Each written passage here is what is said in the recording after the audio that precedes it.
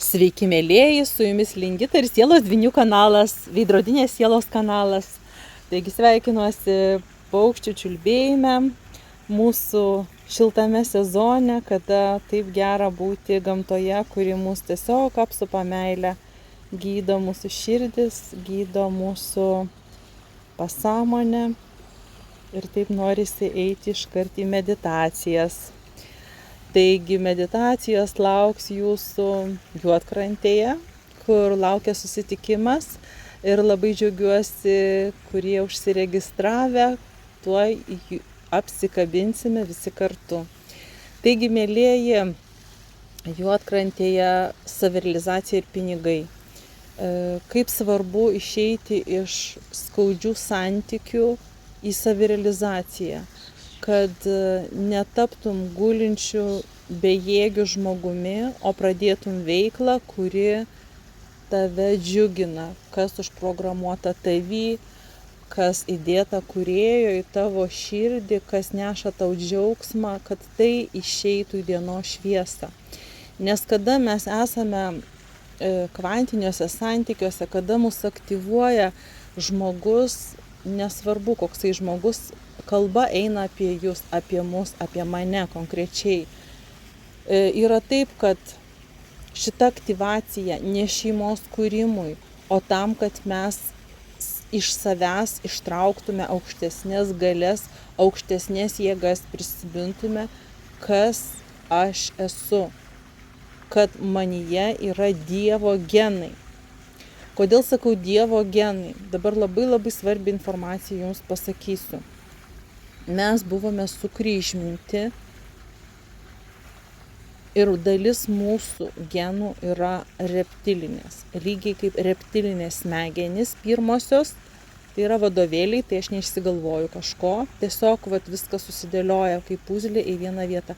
Mes per regresinę hipnozę, kaip žiūrime, pas visus žmonės yra dalis reptilinių smegenų. Tik tai žmonės, kurie turi Dievo geną, tie yra atėję iš šviesos civilizacijų ir jie pajėgus išvesti žmonės, pirmiausia prabusti, o po to išvesti žmonės, tie, kurie negali išeiti. Tai būtent turi išeiti savirealizacija. Ir tas aktyvatorius, tas dvynys, jisai mums užkuria, užžiebia tą energiją, kur paskui mes negalim, kratomės, mus krato, skalbia, kol pagaliau išskalbia ir mes išsivalome kristalinę struktūrą.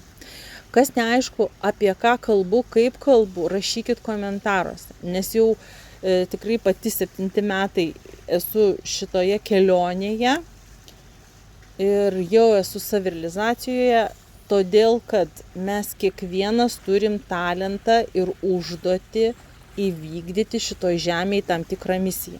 Jeigu tu manęs klausaisi dabar, reiškia, pas tave taip pat yra šitie talentai, sutartis, tavo sielos sutartis. Tik kada mes miegam, o mes visi miegam, mes visi užmigdyti buvom, pas visus mus buvo atmintis atimta, kas mes esam. Mes tarytum jautėm tą norą tobulų santykių, norą šviesos, norą, visą laiką jautėm tą norą svajoti, bet yra šita sistema, šita matrica, kuri užmigdė mus. Tai kas atsitiko? Tas aktyvatorius atėjo, mus pažadino ir mes aktyvavomės ir prasidėjo transformacijos, prasidėjo valymas, kristalinė struktūra mūsų valosi.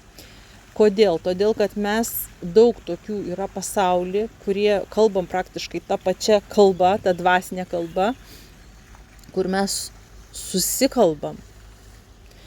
Ir daugybė žmonių miegantis, jie nesupranta. Jie sako, ar tu čia iš psichiatrinės ligoninės, ar nekalbi. Tai noriu pasakyti, kad labai yra įdomus dalykai, kad šeimoje mes mažiau susikalbam, negu susikalbam su tai žmonėm, kurie būtent klausosi mano kanalo, kituose kanaluose kalba ir išėjai savo misiją. Tai kodėl labai svarbu, kad tu išeitum į savo misiją ir kodėl aš čia kviečiu į šitą seminarą. Tas seminaras vienintelis toksai, kol kas vienas metuose, tokio kaip paraginimo daugiau daryti nelabai turiu, nes ir pati gyvenu didelę dalį kažkur tai užsienyje, keliauju Tai Lietuvoje pabūti prie jūros, pavalgyti vakarienę ant jūros kranto, iš tiesų turim labai gražią vitražinę salę, yra daugiau galimybių. Tai labai kviečiu ir labai norisi susitikti ir pabūti kartu. Tai kas turit galimybę, kas esat iš tiesų išvykę, labai jūsų daug yra išvykusių, tai jeigu turit galimybę atvažiuoti susitikti, tai labai esat laukiami, tuo labiau, kad liko tik 4 vietos. Tai mėlėjai, tai žodžiu tokia situacija. Ir dabar, kodėl labai svarbu išeiti tą savirealizaciją? Ne dėl to, kad aš čia jūs labai, žinot, reklamuočiau ir kvieščiau. Todėl, kad svarbu aktyvuoti savo tos talentus, nes ne visi atsimena, kaip aktyvuoti, kaip tai padaryti tiesiog techniškai. Nemoka, nežino. Daugybė nežino, kad jie turi aiškiaregystę, aiškiažinystę, daug instrumentų, kurių nenaudojat. Prabudot, keliat vibracijas, mes visi keliam, labai šaunuoliai, bet kad turim daug galių, kurias mes galim aktyvuoti ir gyventi visai kitokį gyvenimą.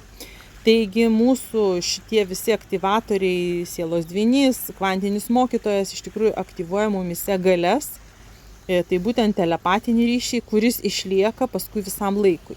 Tiesiog pradžioje mes jaučiame labai stiprų to žmogaus sėdėjimą galvoje, arba tiesiog telepatiškai jaučiam, ką jisai veikia, arba kaip jisai gyvena mumise ir niekaip neišsikrausto iš galvos mūsų. Tai šitas reikalinga ne tam, kad pakankintų mus, o tam, kad mes išmoktumėm valdyti, telepatinį ryšį valdyti. Išgirdot, ką pasakiau, neužmigot, kol aš kalbėjau. Kad mes išmoktumėm valdyti savo telepatinį ryšį, nes jisai mums duotas jau su mūsų prigimtim. Mes jį turim, mums reikia tik aktyvuoti. Tai kas nemokate dar aktyvuoti, tai labai esate laukiami ir kviečiami aktyvuoti. Kas norite studijuoti Aiškiaregio akademijoje, nuo rudens bus nauja grupė, visiškai nauja kokybė, visiškai su naujais planais išeisime į šitas studijas. Pirma laida jau startavo, taigi mes dabar jau studijuojame psichosomatiką ir labai stiprų žmonės su aktyvuotomis rankomis. Kažkaip taip atsitiko, kad šita laida aktyvuotomis rankomis pasirodo, tai greičiausiai tęsim galbūt studijas ar kažkokią veiklą būtent su rankų pagalba, nes gydyti galima ir per atstumą, ir valdyti energijas galima ir per atstumą. Tai būtent kada mes aktyvuojam telepatinį ryšį, kuris gimsta būtent po dvynių aktyvacijos. Sekat ar ne? Pakalbėjau apie telepatinį ryšį ir paskui šitas telepatinis ryšys, aiškia žinystė, aiškia jautystė, aiškia kvapystė, nes per kvapus, per taip, ir aiškia regystė per akis, aiškia girdystė per ausis, aiškia jautystė per jautimą ir aiškia žinystė per žinojimą. Žinia, informacija ateina ir skirtingai mes šitas dovanas turim. Šitos dovanos aprašytos Biblijoje jau netgi yra. Ne netgi, o jau daug metų aprašytos. Tai jos tiesiog neaktyvuotos. Mes tiesiog miegojom ir nemokėjom jų naudoti. Šitą aktyvaciją po dvynių ryšio mes buvom aktyvuoti ir tiesiog mums pati visata, mums tukseno, mes priėmėm kaip skausmą, kaip kažką, kaip sunkumą, kad kažkas gyvena mūsų galvoj, o tai yra mūsų naudai. Mes taip žadinami, čia yra žadinimas. Kadangi niekas tokių fenomenų nepatyrė anksčiau, tai tiesiog mes nesuprantam. Mes dėliojam į dėžutės, kaip mes suprantam, kad čia atsiras dvynys ir mes kursim santykius, gyvensim kartu ir būsim laimingi. Tai noriu pasakyti, kad tie dvyniai, kurie gyvena kartu, tai ten patikėkit ir stogai kilnojasi. Už tai, kad ten tokios energijos, kad ten nepaprastos, o tikrai labai sudėtingos. Ir ten degina žmonės. Ir žmonės, kol nepradirbė, jie vienas kitą sudegint gali. Tai prasme, energetiškai. Tai kad nekristų vibracijos, kad nekristų reiškia būsenos būklės, todėl tie žmonės tiesiog negali susijungti ir neprileidžiami susijungti. Todėl, kad suprantat, jeigu vėl gamins negatyvą, prigamins negatyvios karmos. O atėję atlikti misiją, tai būtent kelt vibracijas. turim, o ne kad kristų vibracijos ir keltai visos žemės vibracijas. Suprantat, kokia misija? Todėl tas susijungimas, misija neįmanoma praktiškai. Tai va, aišku, negaliu sakyti, dabar kaip man rodo į priekį, kad kai bus masinis vyrų prabudimas, vyrai yra greičiau, pas juos greičiau, viskas pas juos į tikslą labai nukreipta, tai greičiau. Moteris jos tokio, žinot, pas jas išplėstinis mąstymas, tai yra plėstis, pas vyrus siaurintis, į tikslą eiti. Štai vyrai geresni medžiotojai, o moteris gali auginti 10 vaikų, ar ne? Tai žodžiu, tokie įdomus dalykai. Čia kalba eina apie energijas, o ne apie būtent, kad ten sakys, o aš taip ne, tai man čia pas mane kitaip. Tiesiog pas ką yra, gali būti moteris su vyriškom labai energijom, gali būti vyras su moteriškom energijom. Tai čia nėra suskirstimo, čia kalba eina apie energijas. Tai va, mėlėjai, ir dabar koks dalykas, kodėl anksčiau buvo santykiai karminiai? Už tai, kad žmonės tuokdavosi iš sužeidimų, iš savo žaizdų. Jie pritraukdavo vienas kitą per žaizdas. Ir tokiu būdu vienas kito bandydavo užkamšyti savo žaizdas kito. Tarkim, kaip pavyzdys, mergaitė negavo meilės iš tėčio, arba jo nebuvo, arba jisai buvo ten tiesiog, kaip nesubrendus vyriška energija, tas vyriškas įvaizdis. Ir mergaitė neturėjo. Ir pas ją tenai portalas, skausmas, duobė, skylė, toksai kaip atsiveria kaip siurblys. Pas ją tenais, alkis, badas. Tai gerai, jeigu mergaitė ten nenuklysta, ten, žinot, į kokias prostitucijas arba tiesiog tą nuolatinį vyrų mylėjimą ir gaudimą tų vyrų. Tai gerai, bet jeigu jinai susitokia, tai jinai vis tiek jaučia nuolatinį alkį. Jinai galvoja, kad tas vyras bus, tai jisai turi užkamšyti. Ir jinai jaučia badą ir jinai nuolat kabinas. Jinai tokia gaunasi kaip toks siurbliukas, toks biški zombiukas, ar ne, kuris reikalauja dėmesio ir energijos. Bet iš tikrųjų tai yra vaikystės trauma. Tai vat, ką aš turėjau galvoj sakydama, kad bandom užkamšyti kitų žmogumi. Čia apie merginą, bet čia atvejų visokiausių yra. Čia nėra tai, kad čia klasika, čia tokia kaip ir biški klasika gaunasi, bet pavyzdžiui, vaikinai irgi bando užkamšyti, ieškodami, tarkim, jeigu jie užaugo su valdinga mama ir mama buvo valdinga, tai jisai ieškos žmonos, kuri valdinga, kuri už jį prisiema atsakomybės, nes jisai gaunasi mažas vaikas, kuriam reikia mamos, kuri prisimtų atsakomybę už jo gyvenimą. Suprantat? Ir vyras tada bando užkamšyti savo vaikystės traumas. Reiškia šitokiu būdu taip pat rinkdamasis antrą pusę. Tai suprantat, gaunasi, kad tiek vyrai, tiek moteris, jie randa vienas kitą pagal traumas. Viena nesižaidus su lėlėm nori būti mama, o kitas būna iš tikrųjų viduj vaikas, neužaugęs. Arba atvirkščiai. Tai vat. Ir tokiu būdu būna taip, kad vyras, tarkim, paima merginą tokią neužaugintą. Jisai ją užsiaugina, bet tada jinai jį palieka. Tai suprantat, kas atsitinka? Sužeidžia. Žmogus investuoja save, myli, globoja, o paskui jį palieka. O kas atsitinka? Merginai, moteris, kuri jaučiasi tapus iš mergaitės moterimi, jau jai tas vyras, tarytum kaip incestas, kaip tėvas, jisai nurodymus davininiai pradeda gintis. Už tai, kad jinai jau užaugo, jai reikia suaugusio vyro, o ne tėvo. Ta prasme, jau jai norisi būti kaip suaugusiai moteriai. Suprantat, va čia yra žaizdos. Čia tokių žaizdų visokiausių situacijų yra labai daug. Tai iki šiol santykiai todėl buvo kuriami ant žaizdų. Ir dabar šitie santykiai byra. Kodėl? Todėl, kad dvynys užaktyvuoja, ateina ir pakelia ir jau santykiuose nei moteris, nei vyras negali išbūti, nes siela veržiasi į pirmą planą ir visos šitos žaizdos šaukėsi būti išgydytos. Suprantat, žmogus net nesupranta, kas su juo vyksta, kodėl čia tai blogai. Mes galvojam, kad tas kitas žmogus, tas dvynys, jisai atėjo ir mus dabar išgelbės čia iš viso to košmaro ir siaubo. O jisai negelbėjo, o mina mum ant mozolių ir skaudžiausių vietų. Suprantat, kaip gaunasi? Už tai, kad mes gyvename iliuzijose. Už tai, kad mes tikimės iš to žmogaus, kad mus išgelbės. Nes mes taip įpratę, iš kartos į kartą tas vyko, kad ateis mus ir kažkas išgelbės. Tai yra nesubrendusio mažo vaiko supratimas, mažo vaiko programos. Tai va. Tai šitas programas, šitas žaizdas reikia išsigydyti ir nebėgti paskui dvynį, nes dvynys tik aktyvatorius, tik veidrodis, tik pakėlėjas. Kodėl kanalas vadinasi veidrodinė siela? Todėl, kad aktyvatorius, šitas kvantinis mokytojas yra tau veidrodis, kad su kuo tu turi dirbti. O ne tam, kad tu bėgiotum, vytumės ir galvotum, kad aš dabar sukursiu su jo šeimą. Ne šeimai. Dar kartą kartoju ir 10 kartų pakartosiu. Kvantinis mokytojas ne šeimai. Išgirdai? Dar kartą kartoju. Kvantinis mokytojas skirtas ne šeimai. Transformacijoms. Darbui su savim. Dirb su savim. Knysk ieškok. Kur tenai pas mane yra, su kuo aš galiu pradėti. Nepavyksta, atvykit.